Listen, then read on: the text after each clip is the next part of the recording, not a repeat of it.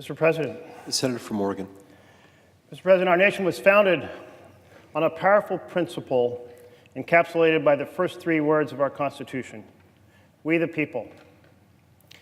We are meant to be a nation, in the words of Abraham Lincoln, of the people, by the people, and for the people. Not a nation by and for the most powerful, not a nation by and for the most privileged. Yet time and time again, we are seeing a complete and total corruption of the vision of our Constitution. We have seen this earlier this year with one Trump care bill after another designed to rip health care away from 20 to 30 million Americans to deliver tax giveaways to the richest in America.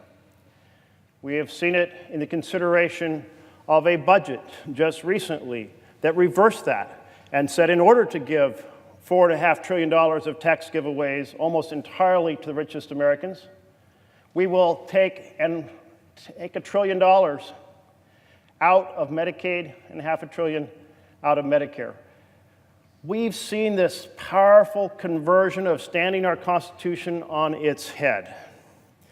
And now we have the Supreme Court fully participating in this effort in a case called JANUS versus AFSCME. It's the very epitome of the principle of a nation so corrupted that it honors the opposite of what our Constitution stands for. The sole purpose of this case, JANUS versus AFSCME, is to undercut the ability of workers to organize. This is an assault on the freedom of working Americans to associate with their coworkers. It's an assault on the freedom of working Americans to negotiate a fair wage. It's an assault on the freedom of Americans to fight for fair benefits and a safe workplace. Bottom line, it's assault on the freedom of workers to participate in the wealth they work so hard to create. In short, this is the right to exploit that our Supreme Court majority of 5 is so determined to elevate. Now, I've read the Constitution, and I have never seen embedded in it a right to exploit, a right to cheat, a right to take advantage of. And yet, here is the majority of the court prepared to fight for exploitation on behalf of the 1% of Americans at the very top. The key strategy in this case is to attack the finances of workers when they organize. Former President Jimmy Carter once said that every advance in this half century, Social Security, civil rights, Medicare, education, one after another, came with the support and leadership of American labor. It has been workers banding together to say we can create a better foundation for families to thrive. And that hasn't just created a better foundation for those who belong to unions, it's created a better foundation for all workers. We saw them successfully band together and fight for a 40-hour work week, fight for minimum wage, fight for sick leave, fight for health and safe working conditions. Again, benefits that every worker enjoys because workers were able to organize and fight to receive and win these provisions. So, what is really going on in this JANUS case? Well, any organization, in order to function, has rights and responsibilities. Rights are kind of the rewards you get for participating, and responsibilities are the requirement that you be part of the team and you contribute to the effort. When I was small, probably just 2 or 3 years old, my mother had a book that she would read to me that involved the animals in the barnyard. And animal after animal was asked to participate in making the bread. and animal after animal turned it down. But when the bread was baked, they wanted a full share, even though they had refused to participate in the effort to create it. And this is what JANUS is all about. It's about the right to the rewards divided from any responsibility to get the work done. So when workers organize, they say we are going to have to be able to have the finances to drive this organization, and to do that, we need to have every worker contribute some fair share. And those fair share fees mean that all the workers are in it together, they're all contributing, they all benefit from the rewards.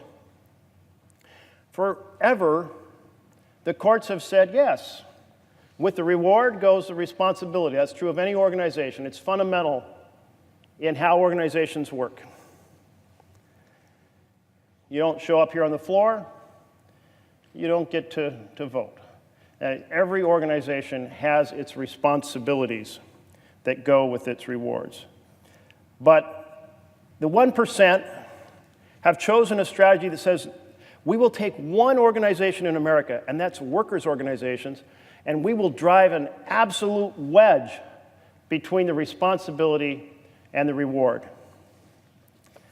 Now, these fees that we're talking about, these fees are not fees, these fair share fees aren't fees that go to political purposes.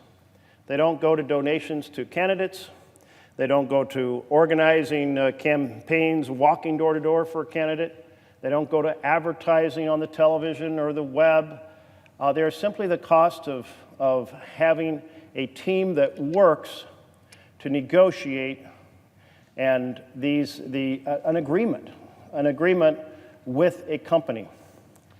So I find it absolutely evil that a majority of the Supreme Court is excited about embracing this right to exploit other workers by saying, in this one case in America, you get the rewards without the responsibilities.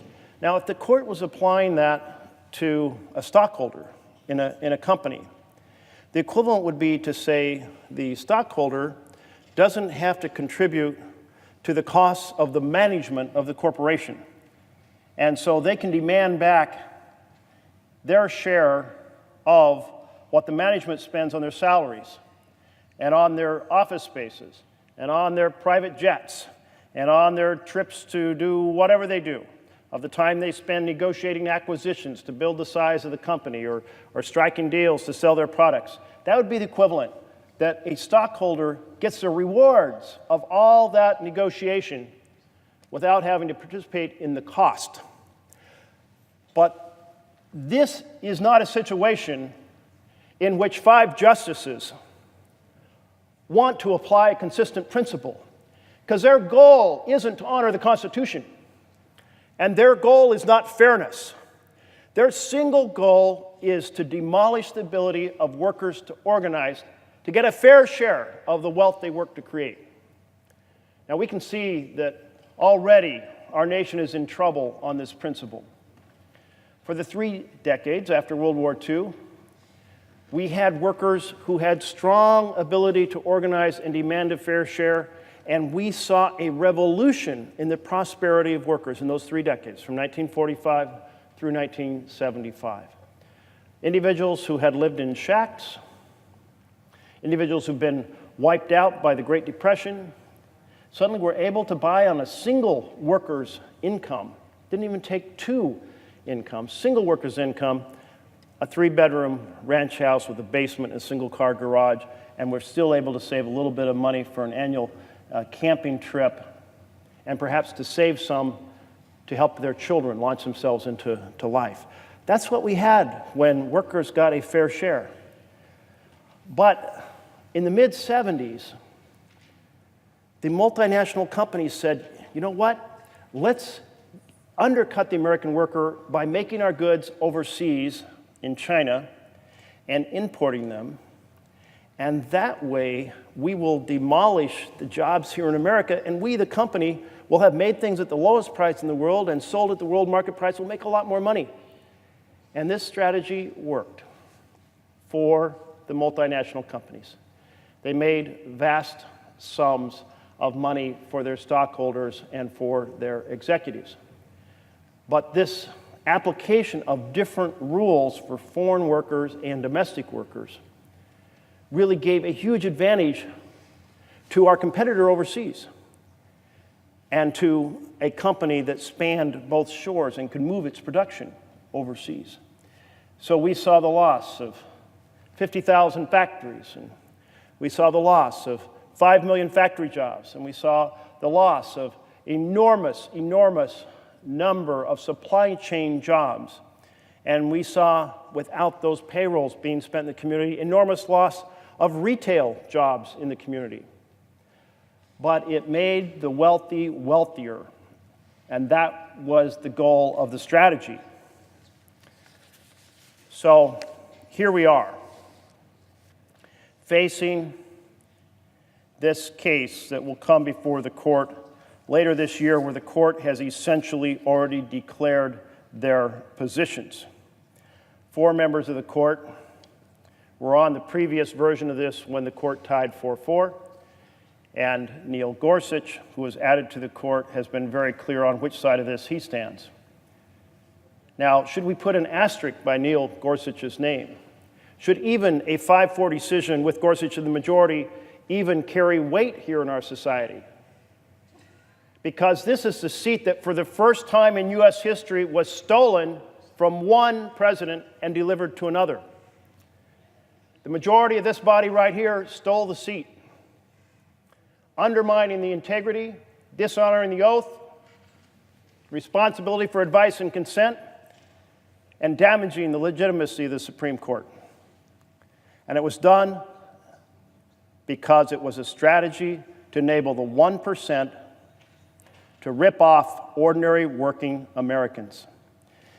And the prize for that was a position on Citizens United that now allows the wealthiest Americans to continue to fund campaigns across this country to drown out the voice of ordinary people.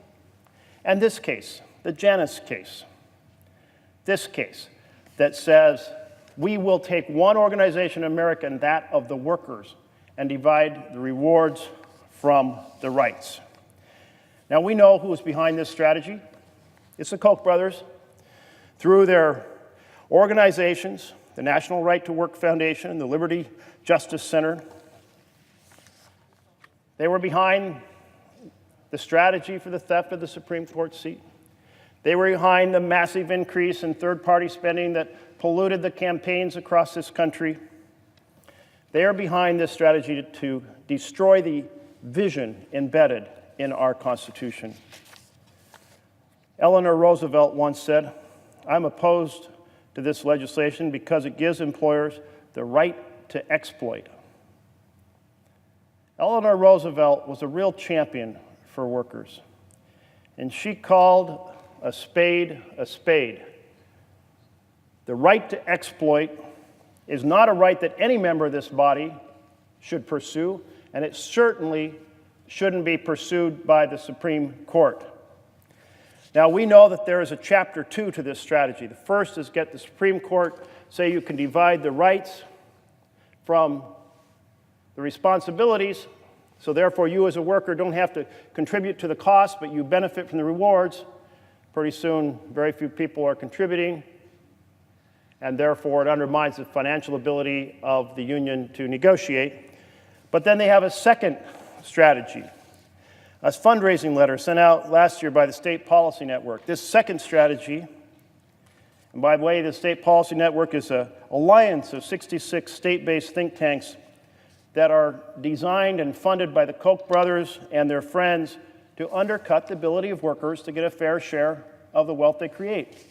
And it said, here's our plan to defund and defang our opponent, the unions, to deal a blow to the left's ability to control government. Fancy words, but what they really meant, our goal is to take and undo the ability of workers to organize to get a fair share of the wealth they create. One evil act after another funded by the Coke cartel. Now, in our nation, we've stood up to this type of abuse time and time again. The American historian who created the phrase, the American dream, he said, in each generation, there is a group of Americans who rise up to take on the forces that appear to be overwhelming us. So we need to call on the people of the United States who believe in the vision of our Constitution to be that group to rise up and take on this effort to turn our Constitution on its head, to strip we the people out of our Constitution and replace it with we the powerful. To stand up against this type of right to exploit, whether it's a bill here on the floor of the U.S. Senate or it's a begotten majority of the Supreme Court. Thank you, Mr. President.